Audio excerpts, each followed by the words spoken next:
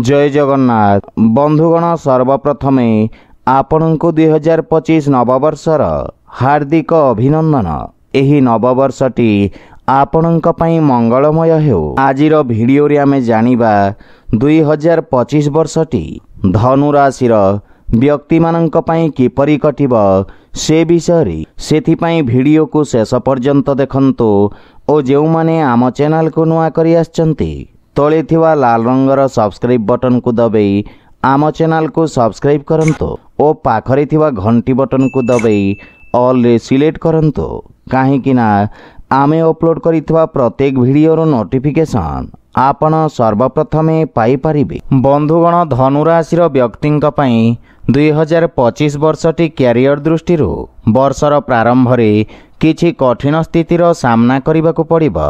दशम भावर स्वामी बुध द्वादश भाव रे विराजित रहिबे जहा फल रे आपनंको अधिक कार्य संबंधित धाँ दौड़ा करबाकू पड़िबो एवं केतु मध्य दशम भाव रे विराजित थिबारु कार्य क्षेत्र रे आपनंको मन लागिबो नाही। सेथि पई कार्य रे अधिक समस्यार आशंका रही। आपनंको निज कार्य क्षेत्र रे पूर्ण ध्यान केंद्रित करिवार आवश्यकता रही किंतु वर्षर मध्य भाग रे स्थिति रे परिवर्तन हेबाकू लागिबो। जेबे शनिदेव चतुर्थ भाव रे विराजित रही दशम भाव को पूर्ण दृष्टि रखिबे एवं आपनंको परिश्रमी कराइबे।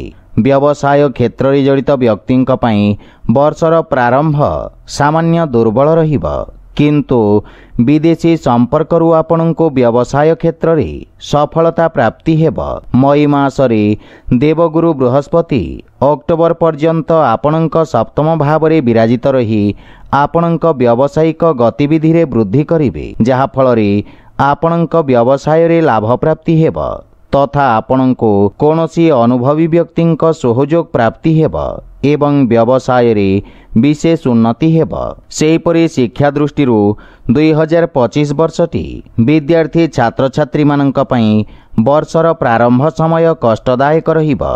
पंचम भावर स्वामी मंगल अष्टम भाव रे निचस्थ होई विराजित रहिबे जहा फल रे शिक्षा क्षेत्र रे व्यवधान उत्पन्न हेबो एवं स्वास्थ्य समस्या आपनंको हैरान करिबो। 2025 वर्षर उत्तरार्ध समय शिक्षा दृष्टि उत्तम अनुकूल परिणाम प्रदान करिबो। प्रतियोगी परीक्षार प्रस्तुति करुथिबा विद्यार्थी मानक पई एप्रिल रु अगस्त पर्यंतर समय अधिक लाभदायक रहिबो। एही अवधि रे आपनंक कोनोसी नुआ क्षेत्र रे चयन होई पारे किंतु उच्च शिक्षा रे जड़ित विद्यार्थी मानक पई वर्षर प्रारंभ एवं वर्षर मध्य भाग विशेष सकारात्मक परिणाम प्रदान करिबो।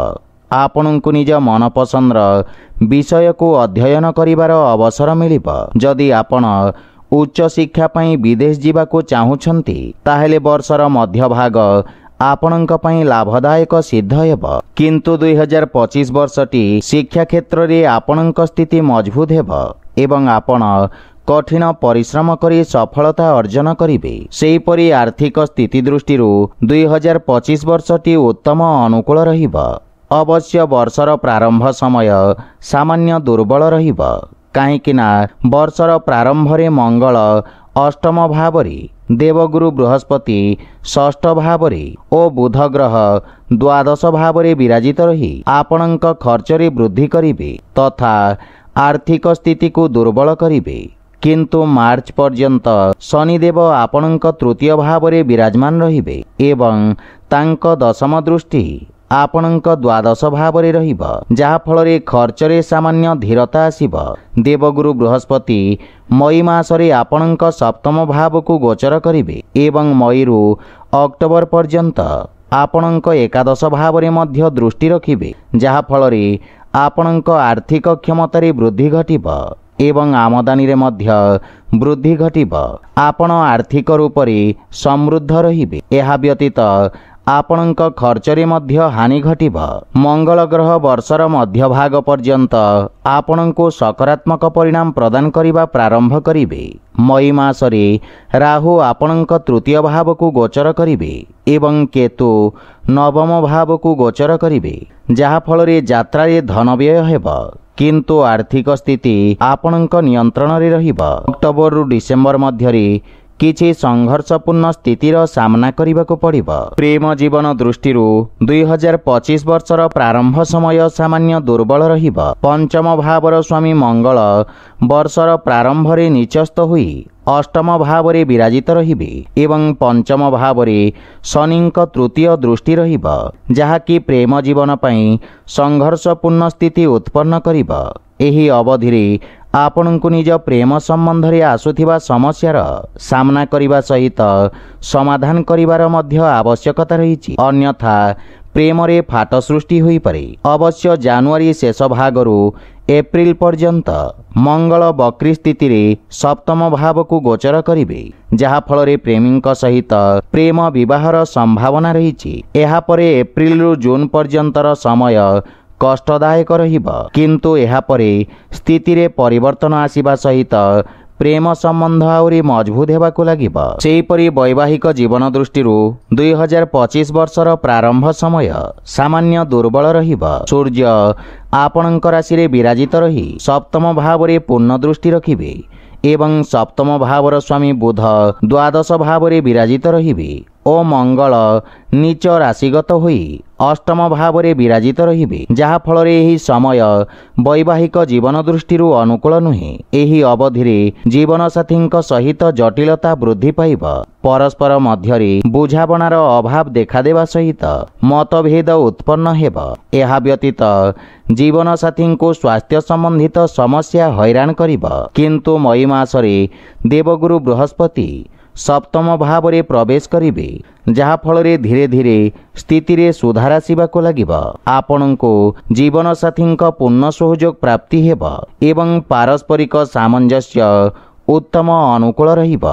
ଜୀବନସାଥୀଙ୍କ ସହିତ କୌଣସି ପ୍ରକାର ଧାର୍ମିକ ଯାତ୍ରାର ମଧ୍ୟ ସମ୍ଭାବନା ରହିଛି। ସେହିପରି ପାରିବାରିକ ଜୀବନ ଦୃଷ୍ଟିରୁ 2025 ବର୍ଷଟି ମଧ୍ୟମ ଧରଣର ଫଳ ପ୍ରଦାନ କରିବ।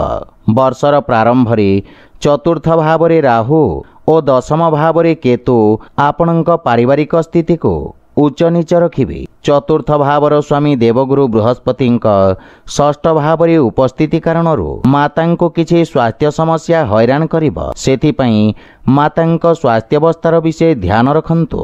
ବର୍ଷର ମଧ୍ୟଭାଗରେ ତଥା ମଇ ମାସରେ ରାହୁ ତୃତୀୟ ଭାବକୁ ଗୋଚର କରିବେ ଏବଂ କେତୁ ନବମ ଭାବକୁ ଗୋଚର କରିବେ ତଥା ଶନି ମହାରାଜ ମାର୍ଚ୍ଚ ଶେଷ ଭାଗରେ ଚତୁର୍ଥ ଭାବକୁ ଗୋଚର କରି ଦଶମ ଭାବକୁ ଦୃଷ୍ଟି ରଖିବେ, ଯାହାଫଳରେ ପାରିବାରିକ ଜୀବନରେ ଆସୁଥିବା ସମସ୍ୟାରେ ହାନି ଘଟିବ। କିନ୍ତୁ ମାତା ପିତାଙ୍କ ସ୍ୱାସ୍ଥ୍ୟାବସ୍ଥାର ଧ୍ୟାନ ଦେବାକୁ ପଡ଼ିବ। ଭାଇ ଭଉଣୀଙ୍କ ସହିତ ସମ୍ବନ୍ଧ ମଜବୁତ ରହିବ। ସେହିପରି ସ୍ୱାସ୍ଥ୍ୟ ଦୃଷ୍ଟିରୁ 2025 ବର୍ଷଟି ଉଚ୍ଚ ନିଚର ସ୍ଥିତି ରହିବ। ବର୍ଷର ପ୍ରାରମ୍ଭରେ ରାଶି ସ୍ୱାମୀ ଦେବଗୁରୁ ବୃହସ୍ପତି ଷଷ୍ଠ ଭାବରେ ବିରାଜମାନ ରହିବେ, ଯାହାକି ଆପଣଙ୍କ ସ୍ୱାସ୍ଥ୍ୟ ସମସ୍ୟାକୁ ବୃଦ୍ଧି କରିବ।